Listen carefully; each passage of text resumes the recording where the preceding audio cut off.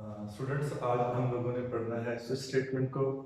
Mid term exam से पहले हम लोगों ने if else, if else if, nested if, conditional operator ये पढ़े थे। आपको पता है कि इफ स्टेटमेंट होती है one way, if else two way और इफ एल्सिफ मल्टीपल वे। इसमें ये था कि एक स्टेटमेंट है, उसके साथ एक कंडीशन है, उसके साथ स्टेटमेंट अटैच है। अगर कंडीशन ट्रू है तो स्टेटमेंट एग्जीक्यूट होगी, फॉल्स है तो एग्जीक्यूट नहीं होगी। इफ एल्स ट्रू भी होता था, दो में से एक एग्जीक्यूट होगी, एक नहीं होगी। और जो इफ एल्स इफ था वो क्या था, मल्टीपल में था, कईयों में से एक होगी, बाकी नहीं होगी।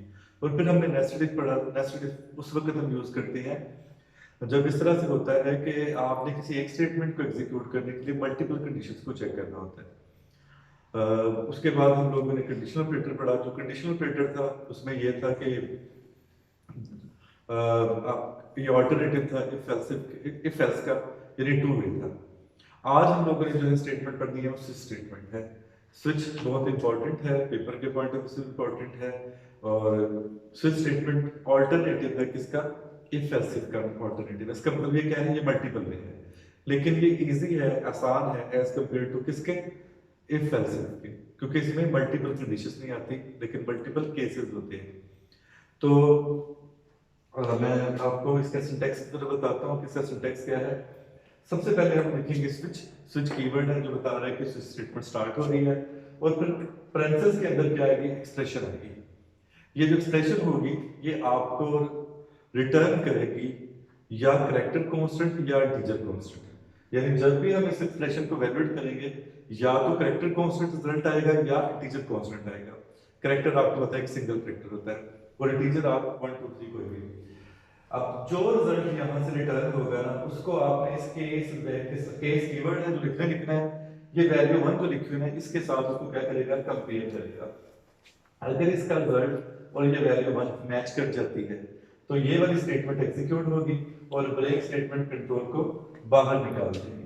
यानी इसका रिजल्ट इस वैल्यू 1 के साथ मैच कर गया तो ये स्टेटमेंट एग्जीक्यूट होगी और ब्रेक स्टेटमेंट कंट्रोल को बाहर निकाल देगी। अगर ये मैच नहीं हुआ तो फिर वो केस वैल्यू 2, ये वैल्यू 2 जो लिखी हुई है इसके साथ कंपेयर करेगा। अगर इसके साथ मैच हो गया तो ये स्टेटमेंट है इसकी जो है ये एग्जीक्यूट होगी और ब्रेक स्टेटमेंट कंट्रोल को बाहर निकाल देगी। अगर वैल्यू 2 के साथ मैच नहीं हुआ तो उसको किसके साथ कंपेयर करेगा, वैल्यू 3 के साथ कंपेयर करेगा। अगर वैल्यू 3 के साथ कंपेयर हो गया तो ये वाली स्टेटमेंट जो है ये एग्जीक्यूट होगी और ब्रेक स्टेटमेंट कंट्रोल को बाहर निकाल देगी। सो ऑन, यानी क्या करेगा कि ऊपर स्विच लिखा, एक्सप्रेशन लिखी, ये टर्न हुआ, 1 बाय 1 मैच करता जाएगा। जहां उसको वैल्यू मैच होगी 1 बाय 1 कंपेयर करता जाएगा, जहां वैल्यू मैच होगी उसकी स्टेटमेंट एग्जीक्यूट होगी और ब्रेक स्टेटमेंट को बाहर निकाल देगा। ये कहां तक जाएगा, केस वैल्यू n तक। n का मतलब 2 3 4 5 7 कुछ भी हो सकता है, जितनी मर्जी आप ऑप्शन दे सकते हो। अगर इसके साथ मैच हो गया तो इसकी स्टेटमेंट और कंट्रोल बाहर। इन केस अगर केस वैल्यू 1 2 3 4 n तक किसी के साथ मैच नहीं होता तो क्या होगा कि जो डिफॉल्ट के बाद स्टेटमेंट लिखी है वो एग्जीक्यूट होगी। हर सूरत में इनमें से कोई एक स्टेटमेंट एग्जीक्यूट होगी, बाकी क्या हो जाएगी, स्किप हो जाएगी।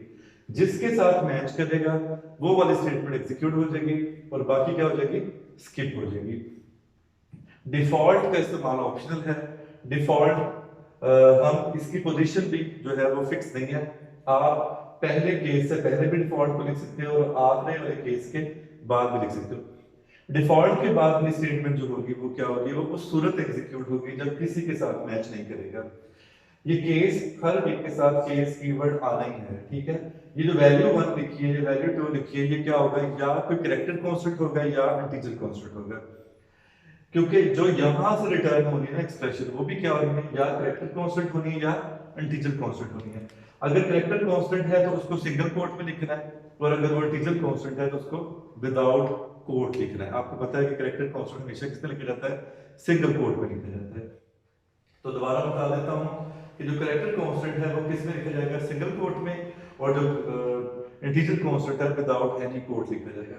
इसके बाद यहाँ कॉलन आना है, सेमी कॉलन नहीं आना। हर केस के एंड पर क्या आ रहा है, कॉलन आ रहा है। स्विच एक्सप्रेशन के बाद ना कोई सेमी कॉलन है, कुछ नहीं है, ठीक है।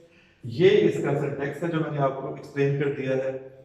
तो अब मैं इसका एक प्रोग्राम आपको करवाऊंगा, बल्कि मैं 2-3 प्रोग्राम करवाता हूँ ताकि आपको इसको समझ आ जाए कि ये किस तरीके से काम होता है, और आपकी बुक में जो प्रोग्राम किए हुए हैं वो वाले प्रोग्राम भी मैं आपको यहाँ लिख के समझाता हूँ।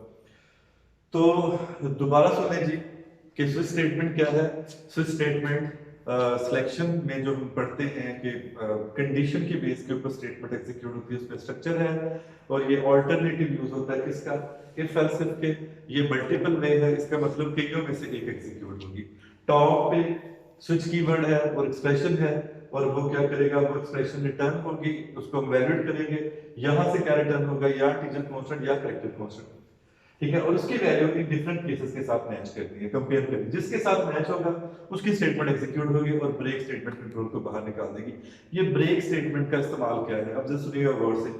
अगर मैं यहां पर ब्रेक स्टेटमेंट नहीं लिखता, केस वैल्यू के पर जिसका रिजल्ट वैल्यू 1 के साथ मैच हो गया, ये स्टेटमेंट एग्जीक्यूट होगी। और अगर ब्रेक नहीं लिखा तो नीचे वाले सारे स्टेटमेंट्स को भी वो क्या करेगा, एग्जीक्यूट करेगा।